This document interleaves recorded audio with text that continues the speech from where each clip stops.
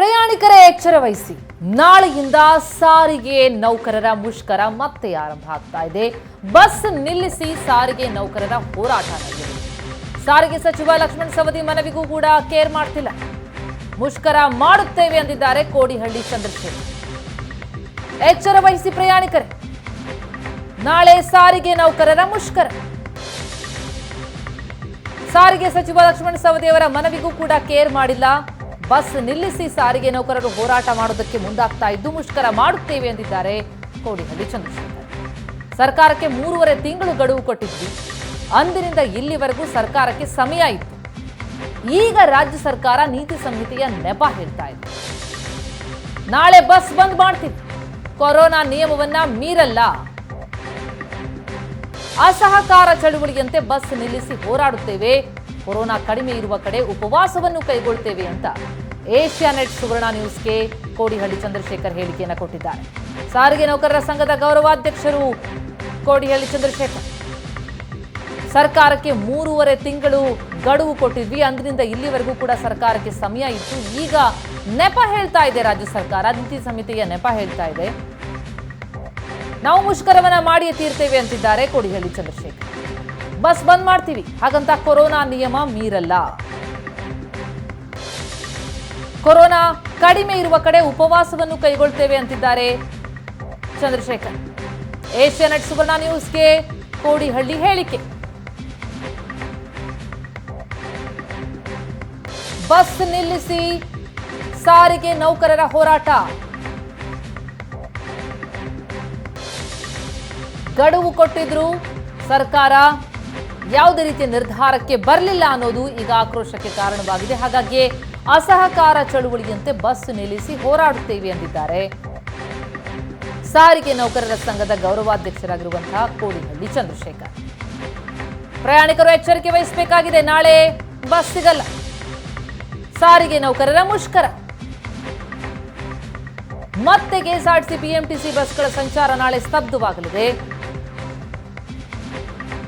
ಹೀಗೆ ಮಾಡಬೇಡಿ, ನಾವು ನಿಮ್ಮ ಬೇಡಿಕೆಯನ್ನು ಈಡೇರಿಸ್ತೇವೆ ಅಂತ ಸಾರಿಗೆ ಸಚಿವ ಲಕ್ಷ್ಮಣ ಸವದಿ ಮನವಿ ಮಾಡಿಕೊಂಡಿದ್ರು. ಆದರೆ ಅದಕ್ಕೂ ಕೂಡ ಕೇರ್ ಮಾಡ್ತಿಲ್ಲ. 3.5 ತಿಂಗಳ ಗಡುವು ಕೊಟ್ಟಿದ್ವಿ. ಅಂದಿನಿಂದ ಇಂದಿನವರೆಗೂ ಕೂಡ ಸರ್ಕಾರಕ್ಕೆ ಸಮಯ ಇತ್ತು. ಆದರೂ ನಮ್ಮ ಬೇಡಿಕೆಯನ್ನು ಈಡೇರಿಸಿಲ್ಲ. ಈಗ ರಾಜ್ಯ ಸರ್ಕಾರ ನೀತಿ ಸಂಹಿತೆಯ ನೆಪ ಹೇಳ್ತಾ ಇದೆ. ಹೀಗಾಗಿ ಅಸಹಕಾರ ಚಳುವಳಿಯಂತೆ ಬಸ್ ನಿಲ್ಲಿಸಿ ಹೋರಾಡ್ತೇವೆ. ಕೊರೋನಾ ಕಡಿಮೆ ಇರೋ ಕಡೆ ಉಪವಾಸ ಕೈಗೊಳ್ತೇವೆ. ಕೊರೋನಾ ನಿಯಮ ಮೀರಲ್ಲ, ಆದ್ರೆ ನಾಳೆ ಬಸ್ ಸಂಚಾರ ಬಂದ್ ಅಂತಿದ್ದಾರೆ ಕೋಡಿಹಳ್ಳಿ ಚಂದ್ರಶೇಖರ್. ಏಷ್ಯಾನೆಟ್ ಸುವರ್ಣ ನ್ಯೂಸ್ಗೆ ಕೋಡಿಹಳ್ಳಿ ಹೇಳಿಕೆ. ಮತ್ತೆ ಪ್ರತಿಭಟನೆಗೆ ಮುಂದಾಗಿದ್ದಾರೆ ಸಾರಿಗೆ ಸಿಬ್ಬಂದಿ.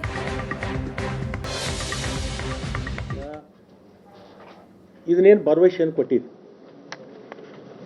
ನಾವು ಇದನ್ನು ಈಡೇರಿಸ್ತಕ್ಕಂಥ ಸಂದರ್ಭದಲ್ಲಿ ಯಾವತ್ತು ಇದನ್ನು ನಾವು ಈಡೇರಿಸಬೇಕು ಅಂತ ನಾವು ಮೊನ್ನೆ ಸಂಕಲ್ಪ ಮಾಡಿದ್ವಿ. ಅವತ್ತೇ ಇದು ಚುನಾವಣೆ ಘೋಷಣೆ. ಈಗ ಇದನ್ನು ಡಿಟೇಲ್ ಆಗಿ ನಾವು ಚುನಾವಣೆ ಆಯೋಗಕ್ಕೆ ಬರ್ದಿದ್ವಿ. ನಾವು ಇವತ್ತಿನ ಕೇಳ್ತಾ ಇಲ್ಲ. ಚುನಾವಣೆ ಆಯೋಗಕ್ಕೆ ಏನು ಬರ್ದಿದ್ದೀವಿ ಅಂದರೆ, ನಾವು 3 ತಿಂಗಳ ಹಿಂದೆಯೇ ನಾವು ಇದ್ರ ಬಗ್ಗೆ ನಾವು ಚಿಂತನೆಯನ್ನು ಮಾಡಿದ್ದೀವಿ. ಈ ಚಿಂತನೆ ಬಗ್ಗೆ ನಮಗೆ ಒಪ್ಪಿಗೆಯನ್ನು ಸೂಚಿಸಬೇಕು ಅಂತಲೇ ನಾವು ಬರೆದ್ರೆ, ಈ ಒಂದು ಹಿನ್ನೆಲೆಯಲ್ಲಿ ನಾವು ಇದನ್ನು ನೆಪ ಒಡ್ಡಿ ನಮ್ಮ ನೌಕರರಿಗೆ ನೀತಿ ಸಂಹಿತೆಯ ಒಂದು ನೆಪವನ್ನು ಒಡ್ಡಿ ಅದನ್ನು ಮುಂದೆ ಹಾಕ್ತಕ್ಕಂಥ ಉದ್ದೇಶ ನಮ್ದಿಲ್ಲ. ಯಾಕಂತಂದರೆ ಎಷ್ಟು ದಿವಸ ಮುಂದೆ ಹಾಕ್ತೀವಿ ನಾವು? ಮೇ 4 ತನಕ 3-4ಕ್ಕಾದರೂ ಇದನ್ನು ನಾವು ಜಾರಿಗೆ ತರಬೇಕಲ್ಲ, ಏನಾದರೂ ಅವ್ರಿಗೆ ಪರಿಹಾರ ಕೊಡಬೇಕಲ್ಲ. 1 ತಿಂಗಳಿಗೋಸ್ಕರ ಏನು 1 ತಿಂಗಳು ನಾವು ಸ್ಲಿಪ್ ಆಗಿ ಹೊರಗೆ ಹೋದರೆ ಮುಂದೆ ಪುನಃ ಮತ್ತೆ ನಾವೇನು ಇದನ್ನು ನಿರ್ವಹಿಸಬೇಕಲ್ಲ. ಅದಕ್ಕೆ ನಮಗೆ ಕುಂಟು ನೆಪ ಅಲ್ಲ ಇದು. ತಾಂತ್ರಿಕವಾಗಿ ಕಾನೂನ ಪ್ರಕಾರ ನಮ್ಮ ಎಲ್ಲ ಹಿರಿಯ ಅಧಿಕಾರಿಗಳ ಜೊತೆ ಸಮಾಲೋಚನೆ ಮಾಡಿಕೊಂಡು ಅವರಿಗೆ ಕ್ಲಾರಿಫಿಕೇಶನ್ ಕೇಳಿ ಅವರಿಗೆ ಒಪ್ಪಿಗೆಯನ್ನು ಪಡ್ಕೊಳ್ಳಿಕ್ಕೆ ನಾವು ಕಳಿಸಿರ್ತೇವೆ. 2020 ಡಿಸೆಂಬರ್ 14ನೇ ತಾರೀಕಿನ ಒಪ್ಪಂದವನ್ನು ಜಾರಿಗೊಳಿಸಲಿಕ್ಕೆ ಸರ್ಕಾರ ವಿಫಲ ಆಗಿದೆ. ಆ ಕಾರಣಕ್ಕೆ ಕಳೆದ ಮಾರ್ಚ್ 16ನೇ ತಾರೀಕು ನಾವು ಸರ್ಕಾರಕ್ಕೆ ನೋಟಿಸ್ ನೀಡಿದ್ದೀವಿ. ನೀವು ಈ ಒಪ್ಪಂದವನ್ನು ಜಾರಿಗೊಳಿಸ್ತಾ ಇದ್ದರೆ ನಾವು 7ನೇ ತಾರೀಕು ಕರ್ನಾಟಕ ಸಾರಿಗೆ ಬಂದ್ ಚಳುವಳಿಯನ್ನು ಅನಿರ್ದಿಷ್ಟ ಕಾಲ ಪ್ರಾರಂಭ ಮಾಡ್ತೀವಿ ಅಂತೇಳಿ ನಾವು ಆ ದಿಕ್ಕಿನಲ್ಲಿ ನಾವು ಪ್ರಗತಿಯಲ್ಲಿ ಇದ್ದೀವಿ. ಈಗ ಸರ್ಕಾರ ಕುಂಟು ನೆಪಗಳನ್ನು ಹೇಳ್ತಾ ಈ ಚಳುವಳಿಯನ್ನು ಹತ್ತಿಕ್ಕಲಿಕ್ಕೆ ಅಥವಾ ಜನರಿಗೆ ಏನು ತಪ್ಪು ಸಂದೇಶವನ್ನು ರವಾನೆ ಮಾಡಲಿಕ್ಕೆ ಇಲ್ಲದ ಸಲ್ಲದ ತಯಾರಿಗಳನ್ನು ಕರ್ನಾಟಕ ಸರ್ಕಾರ ನಡೆಸ್ತಾ ಇದೆ. ಇದನ್ನು ಕೈ ಬಿಡಬೇಕು, ತಾವು ಕೊಟ್ಟ ಮಾತಿನಂತೆ ನಡ್ಕೋಬೇಕು ಅನ್ನೋದು ಡಿಮ್ಯಾಂಡ್ ಇಟ್ಟು ನಾವು 7ನೇ ತಾರೀಕು ಅನಿರ್ದಿಷ್ಟ ಕಾಲ ಸಾರಿಗೆ ಸಂಚಾರವನ್ನು ಸ್ತಬ್ಧಗೊಳಿಸೋದ್ರಲ್ಲಿ ಈ ಕರ್ನಾಟಕದ 1,30,30,000 ಜನ ಈ ಚಳವಳಿಯಲ್ಲಿ ಭಾಗವಹಿಸ್ತಾರೆ. ಚಳವಳಿ ಯಶಸ್ವಿಯಾಗಿ 7ನೇ ತಾರೀಕಿಂದ ಪ್ರಾರಂಭ ಆಗುತ್ತೆ.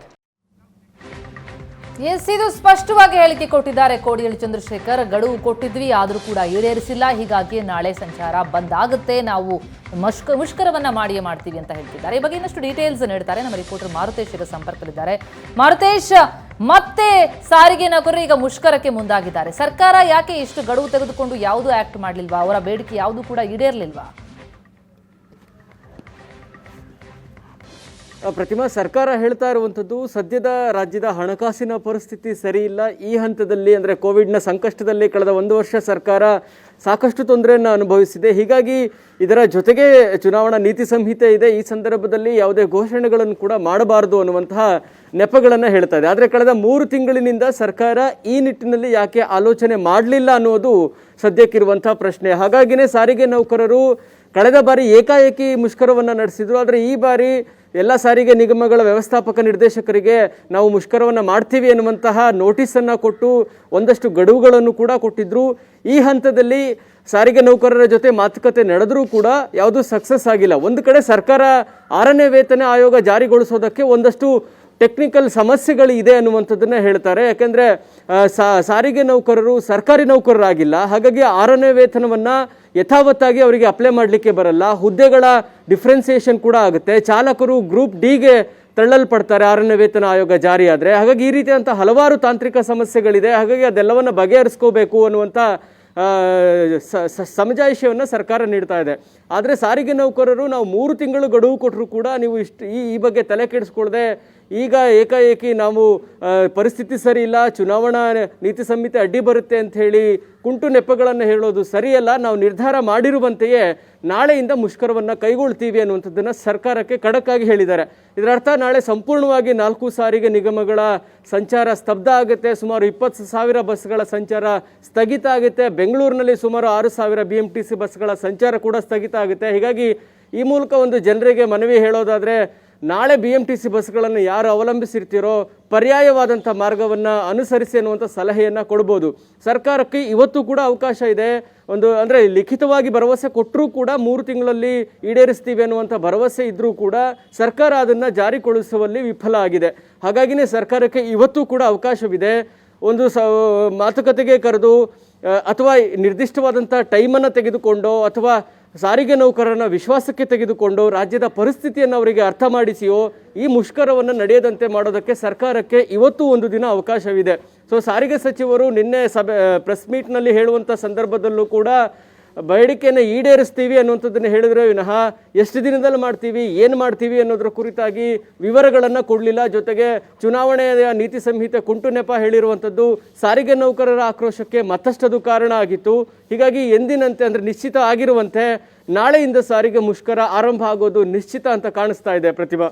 ಮಾರುತೇಶ್, ಸಾರಿಗೆ ಸಚಿವರು ಪ್ರೆಸ್ ಮೀಟ್ನಲ್ಲಿ ಬಹಳಷ್ಟು ವಿಚಾರಗಳನ್ನ ಹೇಳ್ತಾ ಇದ್ರು. ಅಂದ್ರೆ ಮೇ 4ರ ಬಳಿಕವಾದ್ರೂ ನಾವು ಮಾಡಲೇಬೇಕಾಗುತ್ತೆ, ಈಗ ನಮಗೆ ಸಮಸ್ಯೆ ಆಗ್ತಾ ಇದೆ. ಆದರೆ ಇದೆಲ್ಲ ವಿಚಾರಗಳನ್ನ ಅವರು ಅಲ್ಲಿ ಸಾರಿಗೆ ನೌಕರರಿಗೆ ಅದನ್ನ ವಿವರಿಸಲಿಲ್ವಾ? ಕೇವಲ ಪ್ರೆಸ್ ಮೀಟ್ ಮಾಡಿ ಮೀಡಿಯಾಗೆ ಹೇಳಿದಷ್ಟೇನ ಅವರನ್ನ ವಿಶ್ವಾಸಕ್ಕೆ ತೆಗೆದುಕೊಳ್ಳುವಂಥ ಪ್ರಯತ್ನವೇ ಆಗಲಿಲ್ವಾ ಅಂತ?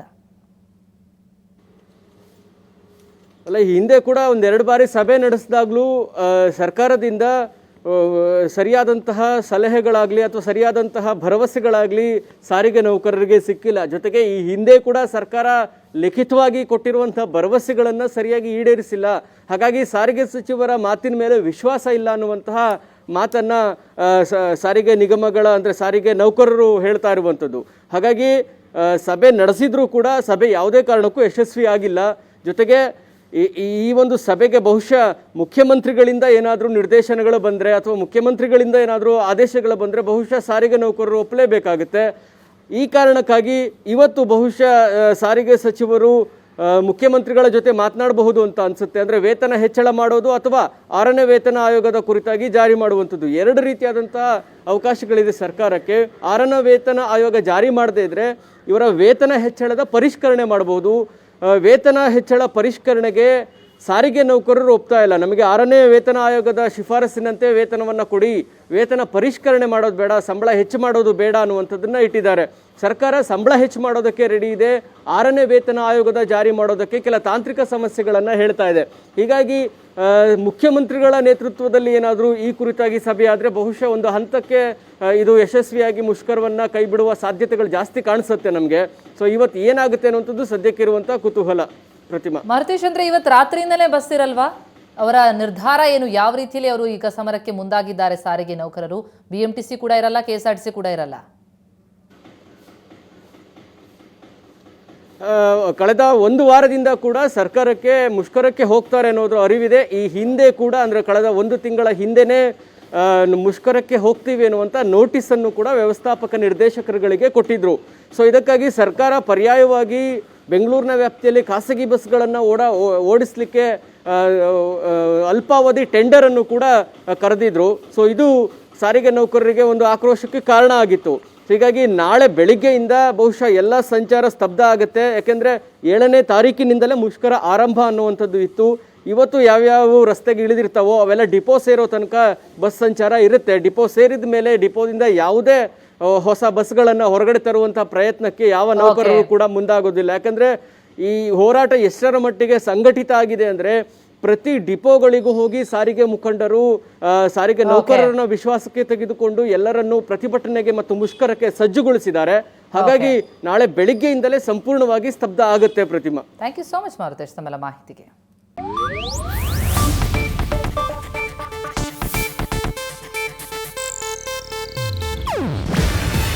ಇದು ಏಷ್ಯಾನೆಟ್ ನ್ಯೂಸ್ ನೆಟ್ವರ್ಕ್ ಪ್ರಸ್ತುತಿ. ನೀವು ನೋಡ್ತಿದ್ದೀರಾ ಏಷ್ಯಾನೆಟ್ ಸುವರ್ಣ ನ್ಯೂಸ್.